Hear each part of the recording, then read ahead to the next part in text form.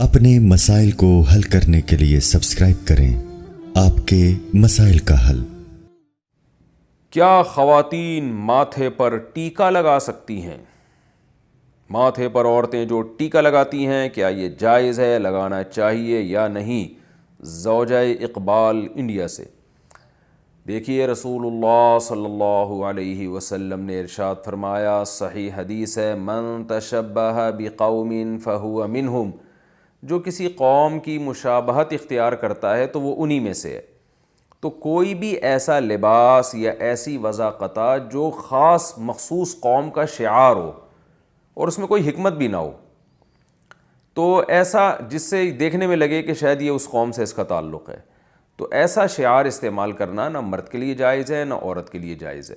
اسلام کا ایک تشخص ہے، اسلام کسی کی توہین کی آپ کو اجازت نہیں دیتا، لیکن اسلام کا ایک تشخص ہے۔ اسلام چاہتا ہے کہ ایک امتیازی حیثیت جو مسلم کی ہے وہ برقرار رہے اپنے لباس سے، اپنے پوشاک سے۔ ہاں، کچھ ڈریسز ایسے ہیں جو کامن بن چکے ہیں پوری دنیا میں، وہ کسی قوم کا شعار رہے نہیں ہیں۔ تو یہ جو ماتھے پہ ٹیکا لگایا جاتا ہے سرخ کلر کا، یہ ہندو خواتین کا ایک شعار ہے، ہندوؤں کے ہاں ہے یہ۔ کسی بھی عورت کے ماتھے پہ ایک ریڈ کلر کا اگر ٹیکا لگا ہوگا نا، تو سب دیکھتے ہی فوراً ذہن میں جاتا ہے کہ یہ ہندو ہے۔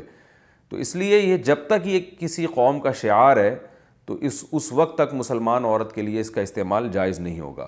تو جہاں تک میری معلومات ہیں، وہ جو ہندو خواتین بندیاں لگاتی ہیں وہ ریڈ کلر کی ہوتی ہے، بلیک یا کسی اور کلر کی نہیں ہوتی، جہاں تک میری معلومات ہیں، اس میں غلط بھی ہو سکتا ہوں۔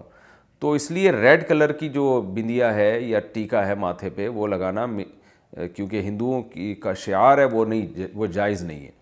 اب ممکن ہے بہت سے ہندو حضرات کو اس پہ اعتراض ہو کہ بھئی ہمارا لباس پہننے پر بھی پابندی، تو بھئی اسلام کسی کی توہین نہیں کر رہا، لیکن اسلام کا ایک تشخص ہے، میں نے جیسے بتایا کہ وہ اس تشخص کو اسلام نے باقی رکھنے کا حکم دیا ہے۔